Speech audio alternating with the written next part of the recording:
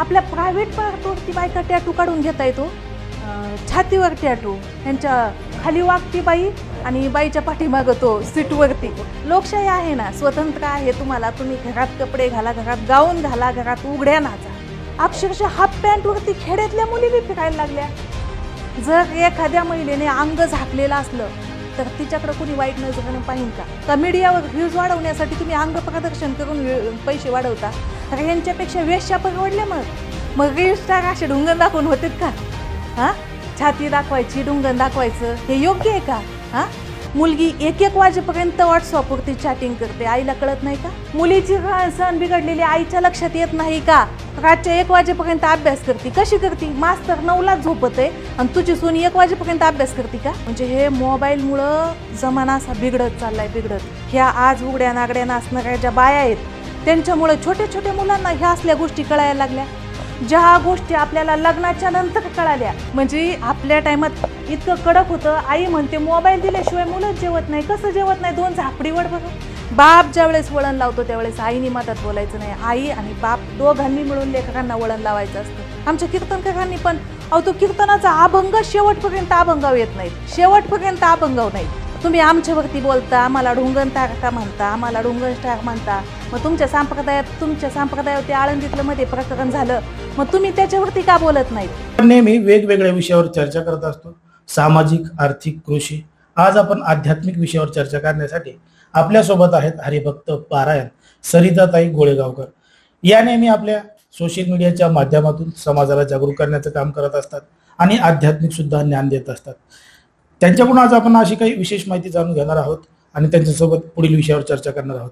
तर ताई, स्वागत आहे तुमचं आमच्या चॅनलमध्ये. नमस्कार. जर आपण पाहिलं तर तुम्ही नेहमी सोशल मीडियावर अग्रेसर असता, आध्यात्मिक बरोबरच सामाजिक कार्य सुद्धा करत असता. तर नेमका तुमचा उद्देश काय असतो समाज प्रबोधन.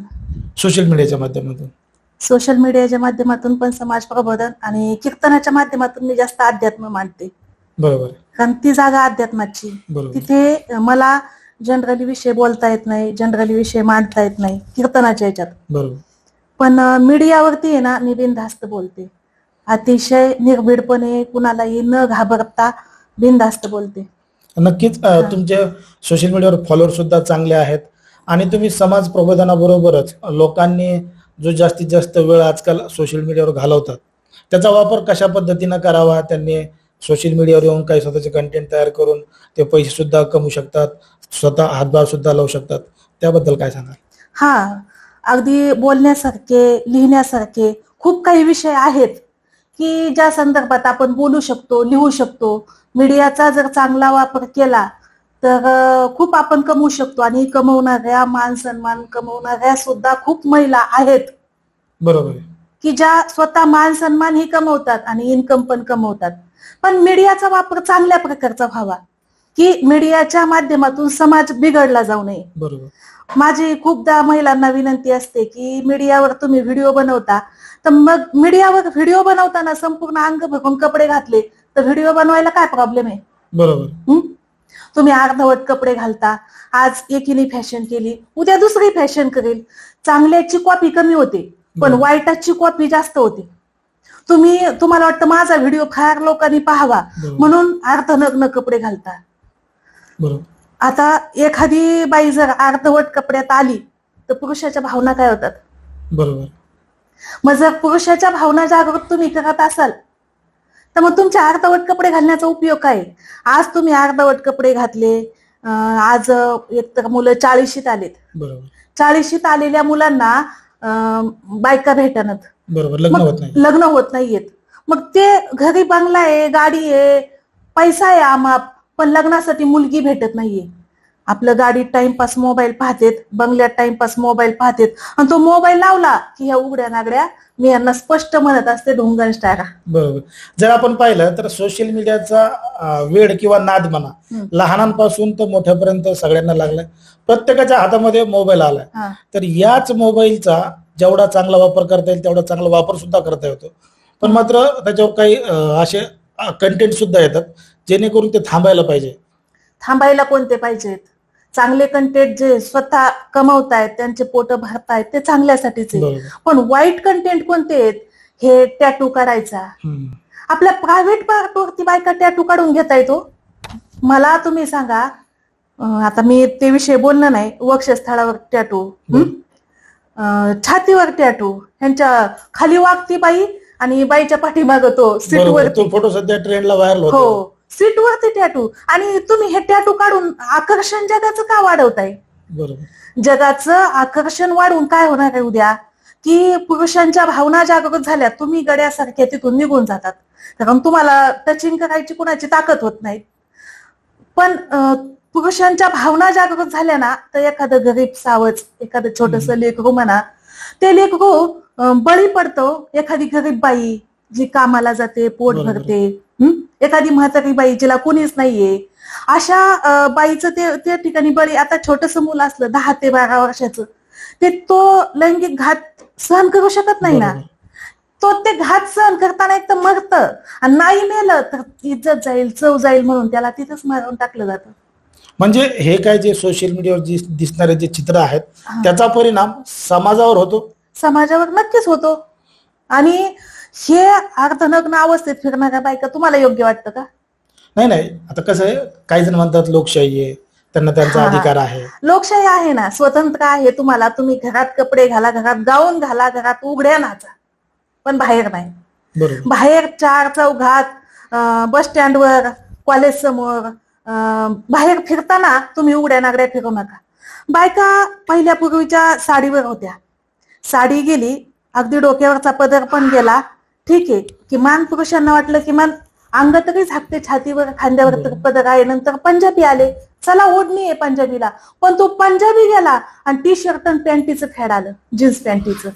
टी शर्ट, जीन्स पॅन्ट तेही गेलं ना, आता हाफ पॅन्ट वरती, अक्षरशः हाफ पॅन्ट वरती खेड्यातल्या मुलीने फिरायला लागल्या. म्हणजे हे सिटीतलं वातावरण अगदी खेड्यापर्यंत जाऊन पोहोचलं. म्हणजे चांगल्याची कॉपी कमी होती. आपल्या समोर आदर्श जिजाऊ आहे, सावित्रीबाई आहे, रमाई आहे, अहिल्याबाई होळकर आहेत, किती अशा सांगण्यासारख्या आहे, मीराई आहे, मुक्ताई आहे, किती सांगण्यासारख्या महिला आहेत की ज्यांचा आपण आदर्श घेतला पाहिजे. पण ह्यांनी आदर्श घ्यायचं तर दिलं सोडून, पण ह्यांच्या मनचं हे पाश्चात्य संस्कृतीतून जे टॅटू काढणं, अर्धवट कपडे, हे योग्य नाही आदर्श. मग बसल्या बसल्या मोबाईल पाहतून, मोबाईल खोलला तीच ह्यांच्या अशा अर्धवट कपडे.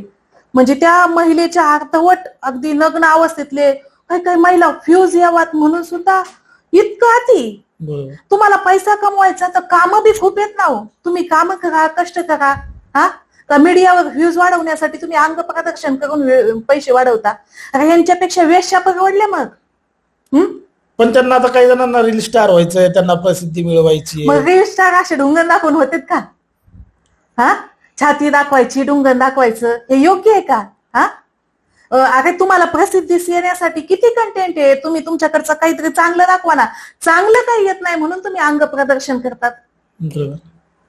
तुमच्याकडे चांगली काहीतरी कला नाही. तुम्हाला प्रसिद्धीस तर यायचंय, पण कला नाही. मग प्रसिद्धीस कसं यायचं? अंग दाखवून का? मग कुठंतरी लोकांची सुद्धा मानसिकता बदलत चालली असं वाटत नाही का? कारण की एखादा व्यक्ती जर चांगल्या विषयावर 10 मिनिटं बोलतो, त्याला 100 व्ह्यूज येतात.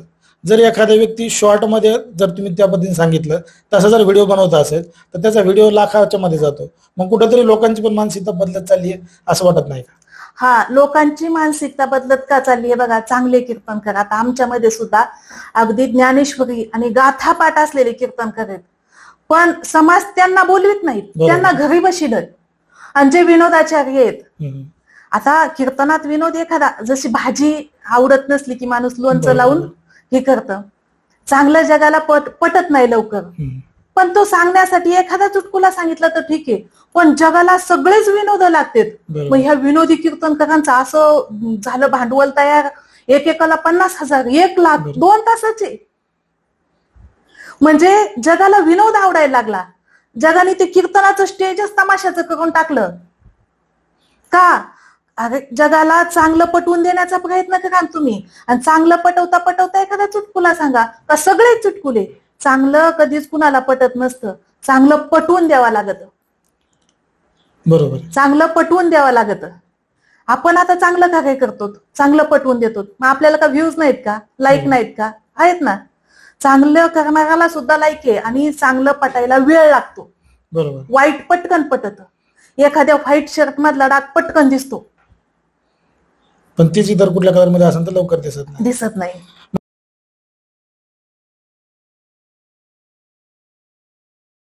मग आता याच सगळ्या गोष्टीमुळे आता त्या व्हायरलच्याच विषयावर त्या आपल्या पहिल्या मुद्द्यावर येऊ आपण की बरेच जण आता जो टॅटूचा ट्रेंड व्हायरल होतोय, मग बरेच जण म्हणतात त्यांनी कुठं टॅटू काढायचा, काय करायचा, कोणाला दाखवायचा, ते त्यांचा वैयक्तिक प्रश्न आहे. तुम्ही त्याच्यावर का बोलता?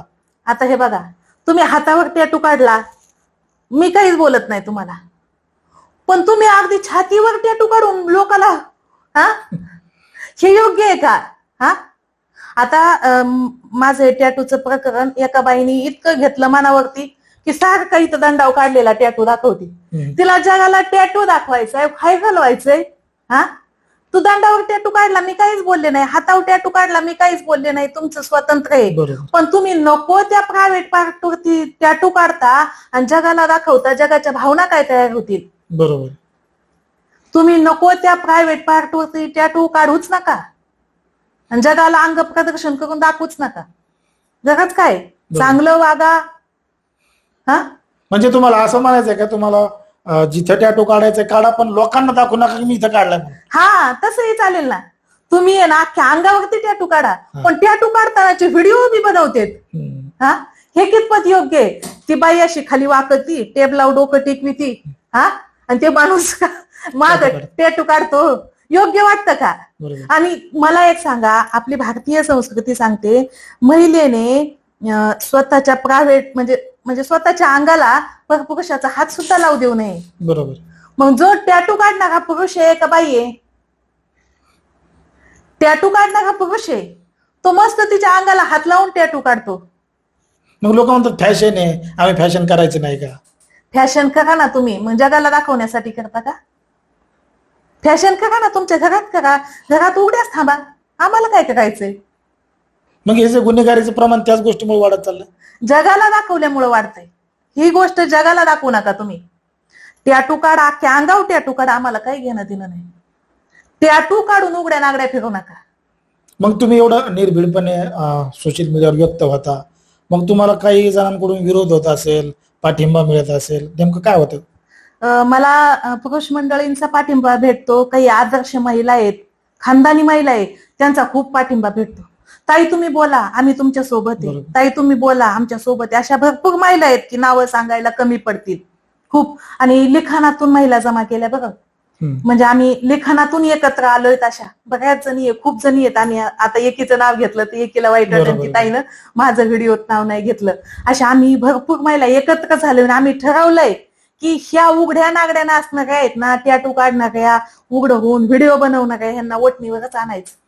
म्हणजे आता काय आम्ही त्यांच्या प्रत्यक्षात घरी जाऊ शकत नाही, पण असे आम्ही पोस्ट टाकून टाकून टाकून पोस्ट व्हायरल होऊन होऊन ह्यांचं नाव आम्ही एकच पाडलं, डुंगल स्टार. काय वाटतं परिणाम होईल त्याच्यावर काही? हा नक्कीच. अहो ह्यांनी आहे ना, परिणाम झाला म्हणून मला मेसेजरला शिव्या द्यायला चालू केल्यात. आमचं वैयक्तिक स्वातंत्र्य काहीच काऊन घेतीस? आम्हाला लोकशाही म्हणजे लोकशाही आहे, संविधानाने दिलेला अधिकार आहे. कोणते कपडे घालायचे ते आम्ही ठरवू, काय टॅटू काढायचं ते आम्ही ठरवू. तुम्ही टॅटू काढा ना, पण व्हिडिओ बनवू नका ना. हा एक बाईने तर असा टॅटू काढलाय, दंडाव सारखा व्हिडिओ बनवून दाखवते. ते हा बप्प आहेत आणि अशा म्हणतात टॅटू काढायचं नाही. तू काढ ना बाई टॅटू, मी काय म्हणते का तुला? तू व्हिडिओ बनवून जगाला दाखवू नको. हा टॅटू बनवला, हातावरचा दाखव, पायावरचा दाखव, दंडावरचा दाखव, उघडा अंग करून दाखवलेला ते योग्य नाही. पुरुषांच्या भावना जागृत करून बलात्काराचं प्रमाण वाढवू नका. याचे परिणाम काय होतील? म्हणजे कुठेतरी आता लोकांनी सुद्धा मानसिकता बदलण्याची गरज आहे का? कारण की जर आपण पूर्वी पाहिलं तर पूर्वी जेव्हापासून हातामध्ये मोबाईल नव्हते तेव्हाच राहणीमान आणि आता जे हातामध्ये मोबाईल आल्यामुळं किंवा सोशल मीडिया हातामध्ये आल्यामुळं काय फरक जाणवतो बरं? कसा बदल झाला? हे बघा, मोबाईल चांगला तितकाच आणि वाईट तितकाच. पण मोबाईल जसं की छोटे छोटे मुलं आहेत शाळेचे, ह्यांच्या हातात नाहीच दिला पाहिजे.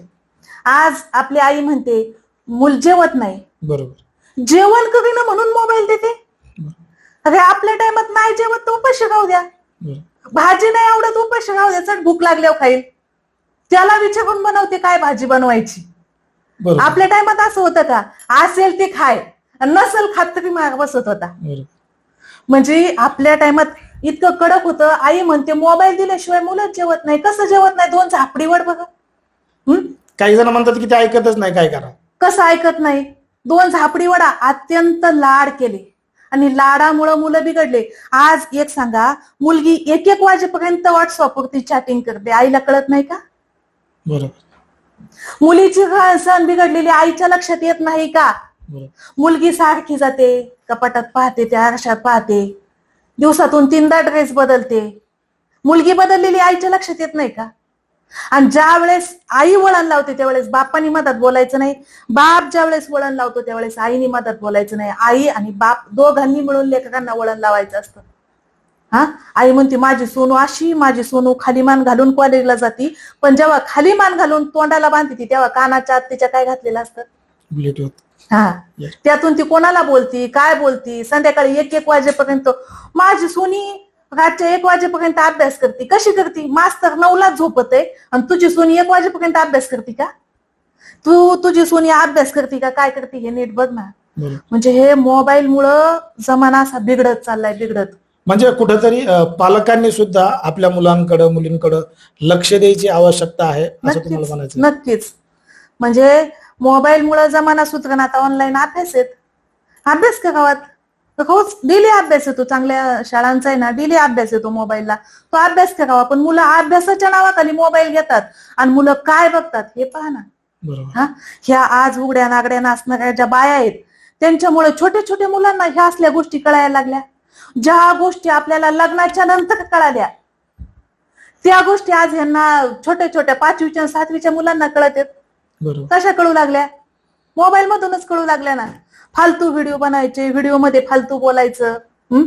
चांगलं काहीतरी करा की समाजासमोर आदर्श असेल आणि तो आदर्श टिकेल, चांगलं टिकतं. वाईट, हे बघा, एखादी व्यक्ती वाईट वागली ती किती दिवस फोकसला येते? एखादा विनोदी कीर्तन करा तो किती दिवस चालतो?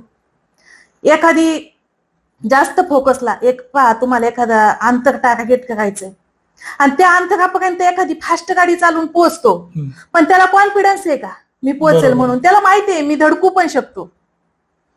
बरोबर. पण जो मंद गतीने चालतो त्याला माहितीये मी पोहोचणार. जशी सशाची कासवाची काय लागते? शर्यत लागते. पण शर्यतीत सशाला ओव्हर कॉन्फिडन्स आहे मी पोहोचणार, पण ससा पोहोचला का? नाही पोहोचला. मंद गतीने चाला, अगदी उडीच मारा सशासारखी मी नाही म्हणत.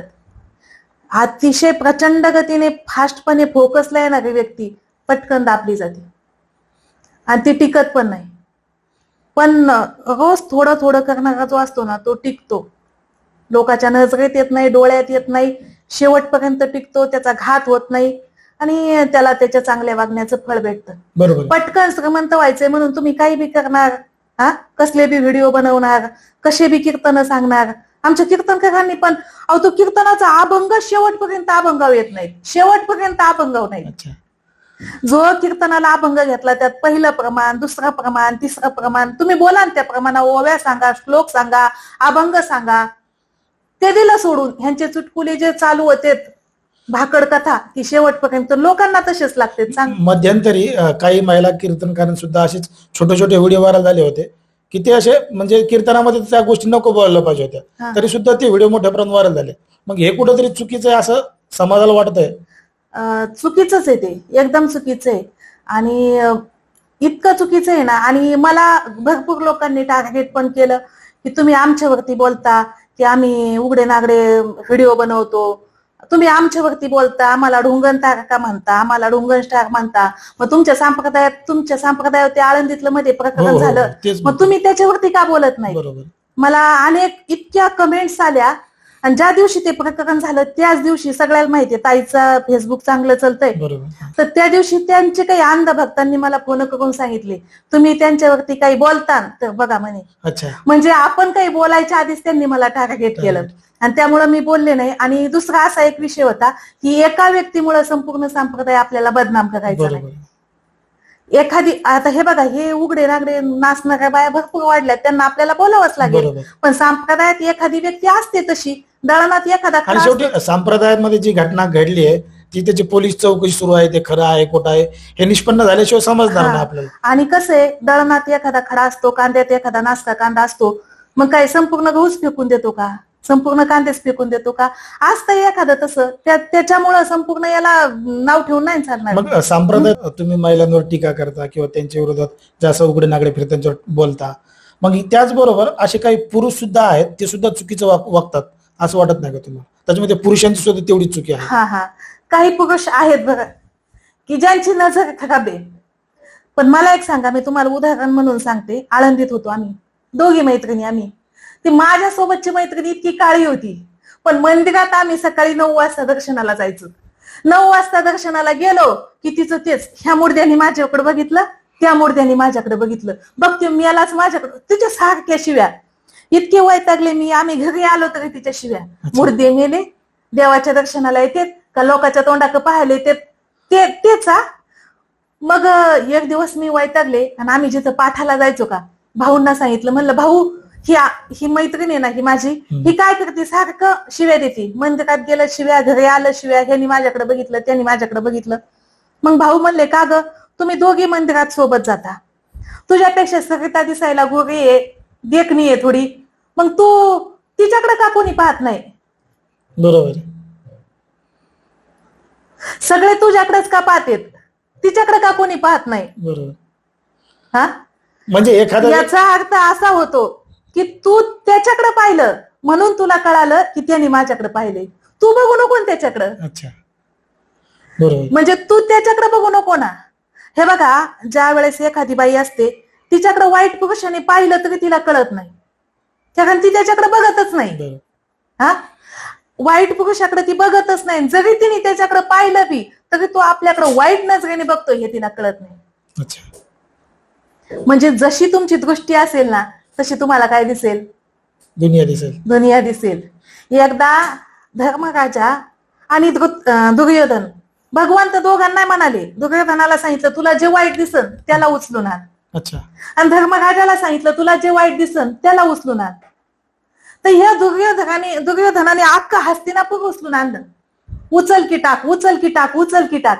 धर्मराजाला एकही वाईट दिसलं नाही. अच्छा. देवाकडे आले, देव म्हणाले का रे धर्मा, तू एकाला बी नाही आणलं? तो म्हणला एक बी वाईट दिसलं नाही. मग याला कसे सगळे वाईट दिसले? म्हणजे दृष्टी बघण्याची वाईट होती. हा, मग आता सुद्धा तसं पुरुष आहेत समजा, ज्यांच्यामध्ये काही जण चुकीचे असू शकतात, काही जण हे सुद्धा नसू बघा, शकतात. वाईट नजरेने पाहणारे जरी पुरुष असले तरी सुद्धा आपण चांगल्या नजरेने पाहिलं तर त्यांची दृष्टी आपल्याला बदलता येते. ते चांगल्या महिलांकडे पाहतच नाहीत.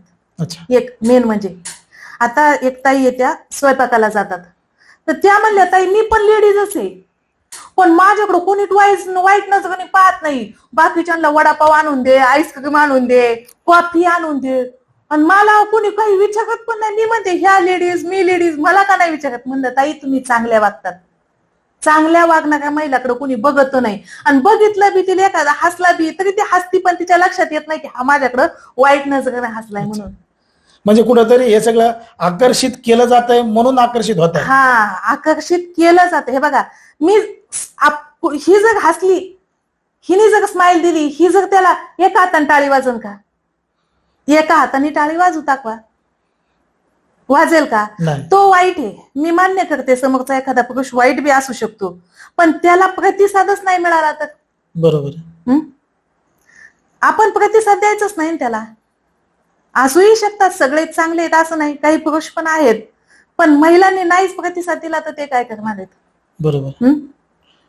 मग आता याच सगळ्या गोष्टीमुळे, आता त्या व्हायरलच्याच विषयावर, त्या आपल्या पहिल्या मुद्द्यावर येऊ आपण, की बरेच जण आता जो टॅटूचा ट्रेंड व्हायरल होतोय, मग बरेच जण म्हणतात त्यांनी कुठं टॅटू काढायचा, काय करायचा, कोणाला दाखवायचा, ते त्यांचा वैयक्तिक प्रश्न आहे, तुम्ही त्याच्यावर का बोलता? आता हे बघा, तुम्ही हातावर टॅटू काढला, मी काहीच बोलत नाही तुम्हाला, पण तुम्ही अगदी छातीवर टॅटू काढून लोकाला, हे योग्य आहे का? आता माझं टॅटूचं प्रकरण, एका बाईने इतकं घेतलं मनावरती की सारखा इथं दंडाव काढलेला टॅटू दाखवती. तिला जगाला टॅटू दाखवायचाय, काय घालवायचंय? तू दंडावर टॅटू काढला, मी काहीच बोलले नाही. हातावर टॅटू काढला, मी काहीच बोलले नाही. तुमचं स्वतंत्र आहे, पण तुम्ही नको त्या प्रायव्हेट पार्टवरती टॅटू काढता आणि जगाला दाखवता, जगाच्या भावना काय तयार होतील? बरोबर. तुम्ही नको त्या प्रायव्हेट पार्टवरती टॅटू काढूच नका आणि जगाला अंग प्रदर्शन करून दाखवूच नका. जगाच काय, चांगलं वागा, हा म्हणजे तुम्हाला असं म्हणायचंय का तुम्हाला जिथं टॅटू काढायचंय काढा, पण लोकांना दाखवू नका की मी इथं काढलाय म्हणून. हा तसंही चालेल ना. तुम्ही आहे ना अख्ख्या अंगावरती टॅटू काढा, पण टॅटू काढतानाचे व्हिडिओ बी बनवतेत. हा हे कितपत योग्य आहे? ती बाई अशी खाली वाकती, टेबलावर डोकं टेकवी ती, हा, आणि ते माणूस माग टॅटू काढतो, योग्य वाटतं का? आणि मला एक सांगा, आपली भारतीय संस्कृती सांगते महिलेने स्वतःच्या प्रायव्हेट म्हणजे स्वतःच्या अंगाला पुरुषाचा हात सुद्धा लावू देऊ नये. बरोबर. मग जो टॅटू काढणारा पुरुष आहे का बाई आहे? टॅटू काढणारा पुरुष आहे, तो मस्त तिच्या अंगाला हात लावून टॅटू काढतो. मग लोक म्हणतात फॅशन आहे, आम्ही फॅशन करायचं नाही का? फॅशन करा ना तुम्ही, मग जगाला दाखवण्यासाठी करता का? फॅशन करा ना, तुमच्या घरात करा, घरात उघड्याच थांबा, आम्हाला काय करायचंय? मग हे जे गुन्हेगारीचं प्रमाण त्याच गोष्टीमुळे वाढत चाललं. जगाला दाखवल्यामुळे वाढतंय. ही गोष्ट जगाला दाखवू नका तुम्ही. टॅटू काढा, अख्ख्या अंगावर टॅटू काढा, आम्हाला काही घेणं देणं नाही.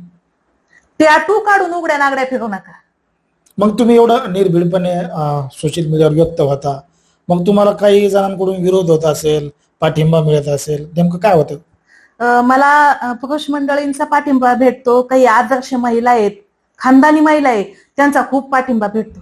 ताई तुम्ही बोला, आम्ही तुमच्या सोबत आहे, ताई तुम्ही बोला, आमच्या सोबत आहे. अशा भरपूर महिला आहेत की नावं सांगायला कमी पडतील खूप. आणि लिखाणातून महिला जमा केल्या बघा, म्हणजे आम्ही लिखाणातून एकत्र आलोय. अशा बऱ्याच जणी आहे, खूप जणी आहेत. आम्ही आता एकीचं नाव घेतलं तर एकीला वाईट वाटेल की ताईनं माझं व्हिडिओत नाव नाही घेतलं. अशा आम्ही भरपूर महिला एकत्र झालोय. आम्ही ठरवलंय की ह्या उघड्या नागड्या नाचणाऱ्या आहेत ना, टॅटू काढणाऱ्या, उघडं होऊन व्हिडिओ बनवणाऱ्या, ह्यांना वटणीवरच आणायचं. म्हणजे आता काय आम्ही त्यांच्या प्रत्यक्षात घरी जाऊ शकत नाही, पण असे आम्ही पोस्ट टाकून टाकून टाकून पोस्ट व्हायरल होऊन होऊन ह्यांचं नाव आम्ही एकच पाडलं, ढुंगण स्टार. काय वाटतं परिणाम होईल त्याच्यावर काही? हा नक्कीच. अहो ह्यांनी आहे ना, परिणाम झाला म्हणून मला मेसेजरला शिव्या द्यायला चालू केल्यात. आमचं वैयक्तिक स्वातंत्र्य काहीच काऊन घेतीस? आम्हाला लोकशाही म्हणजे लोकशाही आहे, संविधानाने दिलेला अधिकार आहे. कोणते कपडे घालायचे ते आम्ही ठरवू, काय टॅटू काढायचं ते आम्ही ठरवू. तुम्ही टॅटू काढा ना, पण व्हिडिओ बनवू नका ना. हा नक्कीच. तुमचे सोशल मीडियावर फॉलोअर सुद्धा चांगले आहेत आणि तुम्ही समाज प्रबोधनाबरोबरच लोकांनी जो जास्तीत जास्त वेळ आजकाल सोशल मीडियावर घालवतात, त्याचा वापर कशा पद्धतीनं करावा, त्यांनी सोशल मीडियावर येऊन काही स्वतःचे कंटेंट तयार करून ते पैसे सुद्धा कमवू शकतात, स्वतः हातभार सुद्धा लावू शकतात, त्याबद्दल काय सांगाल? हा अगदी बोलण्यासारखे, लिहिण्यासारखे खूप काही विषय आहेत की ज्या संदर्भात आपण बोलू शकतो, लिहू शकतो. मीडियाचा जर चांगला वापर केला तर खूप आपण कमवू शकतो. आणि कमवणाऱ्या, मान सन्मान कमवणाऱ्या सुद्धा खूप महिला आहेत. बरोबर. की ज्या स्वतः मान सन्मान ही कमवतात आणि इन्कम पण कमवतात. पण मीडियाचा वापर चांगल्या प्रकारचा व्हावा, की मीडियाच्या माध्यमातून समाज बिघडला जाऊ नये. बरोबर. माझी खूपदा महिलांना विनंती असते की मीडियावर तुम्ही व्हिडिओ बनवता, तर मग मीडियावर व्हिडिओ बनवताना संपूर्ण अंग भरून कपडे घातले तर व्हिडिओ बनवायला काय प्रॉब्लेम आहे? बरोबर. तुम्ही अर्धवट कपडे घालता, आज एकीने फॅशन केली, उद्या दुसरी फॅशन करेल. चांगल्याची कॉपी कमी होते, पण वाईटाची कॉपी जास्त होते. तुम्हाला वाटतं माझा व्हिडिओ फार लोकांनी पाहावा म्हणून अर्धनग्न कपडे घालता. बरोबर. आता एखादी बाई जर अर्धवट कपड्यात आली तर पुरुषाच्या भावना काय होतात? बरोबर. मग जर पुरुषाच्या भावना जागृत तुम्ही करत असाल तर मग तुमच्या अर्धवट कपडे घालण्याचा उपयोग काय? आज तुम्ही अर्धवट कपडे घातले, आज एक तर मुलं 40शीत आलेत. बरोबर. 40शीत आलेल्या मुलांना बायका भेटणार, बरोबर, लग्न होत नाहीयेत. मग ते घरी बंगला आहे, गाडी आहे, पैसा आहे आमाप, पण लग्नासाठी मुलगी भेटत नाहीये. आपलं गाडीत टाइमपास मोबाईल पाहतेत, बंगल्यात टाइमपास मोबाईल पाहतेत, आणि तो मोबाईल लावला की ह्या उघड्या नागड्या मी यांना स्पष्ट म्हणत असते ढुंगण स्टार. आता तुम्ही त्यांना लोक रील स्टार म्हणतात, तुम्ही त्यांना ढुंगण स्टार म्हणतात, हा शब्द तुम्हाला म्हणजे त्यांसाठी काय योग्य वाटतं? योग्य नाही तर कसं आहे? मग ह्या स्टार ज्या झाल्या त्या झाल्याच कशातून? ह्यांच्याकडे काय कला आहे का एखादी? जगाला काय दाखवून झाल्या त्या? पण ह्या ज्या स्टार झाल्या तर त्या काय म्हणून झाल्या? त्यांच्याकडे आहे काय कला कोणती? अंग प्रदर्शन करूनच झाल्या ना, म्हणून म्हणते मी त्यांना. डान्स करतात, काही व्यायाम करतात, काही योगा करतात. नाही, योगा करणारे चांगले, व्यायाम करणारे चांगले, पण हे उघडं नागडं नाचणं हे योग्य नाही. म्हणजे उगाच कुठलं तरी गाणं घ्यायचं आणि त्याचे गाणे बी किती खराब असतात, काही बी गाणे टाकीतेत, काही बी गाणे लावतेत, लगेच नाचायला सुरुवात करतेत, भंगार नाचतेत. हा, त्याला काय अर्थ आहे का? त्याला काय अर्थ म्हणजे आहे जे का? चुकीचे व्हिडिओ किंवा अर्धवट कपड्यामध्ये व्हिडिओ बनवतात त्यांनाच तुमचा विरोध आहे? त्यांनाच आहे. आणि टॅटू काढून अंग प्रदर्शन करतात त्यांना एक विरोध आहे. आणि उघडे नागडे नाचणाऱ्या त्या ढुंगण स्टारला माझा विरोध आहे. नक्कीच ताईनं सांगितलं की त्यांच्या ज्या भावना आहेत त्यांचं एकच आहे की समाज सुधारला पाहिजे. ज्या अशा महिला आहेत ज्या छोटे छोटे कपडे घालून सोशल मीडियावर टाकतात, त्यांचा उद्देश केवळ लाईक मिळवणं असतं, व्ह्यूज वाढवणं असतं किंवा पैसे कमवणं असतं. पण मात्र त्यांच्या उद्देशासाठी त्यांचा जो विषय आहे तो समाजापर्यंत पोहोचतो आणि समाजावर त्याचा दुष्परिणाम होतो. आजकाल लोकांची मानसिकता मोबाईल बघून बदलत चालली आहे. लोकांच्या हातामध्ये मोबाईल आलाय आणि मोबाईल हा कुठल्या वयाच्या व्यक्तीच्या हातामध्ये आहे हे सांगता येत नाही. मग तो जो अर्ध्या कपड्यामध्ये असणारा जो व्हिडिओ आहे तो एखादा लहान मुलगा बघू शकतो, मुलगी बघू शकते, वयस्कर पुरुष बघू शकतो. मग त्याच्या भावना उत्तेजित करण्याचं काम याच व्हिडिओमुळे होतं आणि याच व्हिडिओमध्ये त्याचा समाजावर दुष्परिणाम होतो. हे सगळं रोखलं गेलं पाहिजे. महिलांनी पुरुषांनी सुद्धा चुकीचे व्हिडिओ बनवणं थांबवलं पाहिजे. या सगळ्या प्रकरणातून जी गुन्हेगारी वाढत चालली आहे ती सुद्धा थांबली पाहिजे. हाच ताईचा उद्देश आहे. तो सुद्धा लोकांनी मान्य केला पाहिजे. आणि त्यांनी आता ज्या पद्धतीनं सांगितलं की जे असे कोणी व्हिडिओ बनवतंय तुम्ही त्याला कमेंट करू नका, तुम्ही त्याला लाईक करू नका, जेणेकरून त्यांचा उत्साह वाढणार नाही आणि ते अशा पद्धतीचे व्हिडिओ बनवणार नाहीत. मागच्या काही वेळापासून सरिताताई यांची आपण अगदी चांगल्या पद्धतीनं मुलाखत घेतली. त्यांनी सुद्धा वेळातला वेळ काढून आपल्याला टाइम दिला, त्याबद्दल आपण सुद्धा त्यांचे आभार मानूया. धन्यवाद. धन्यवाद.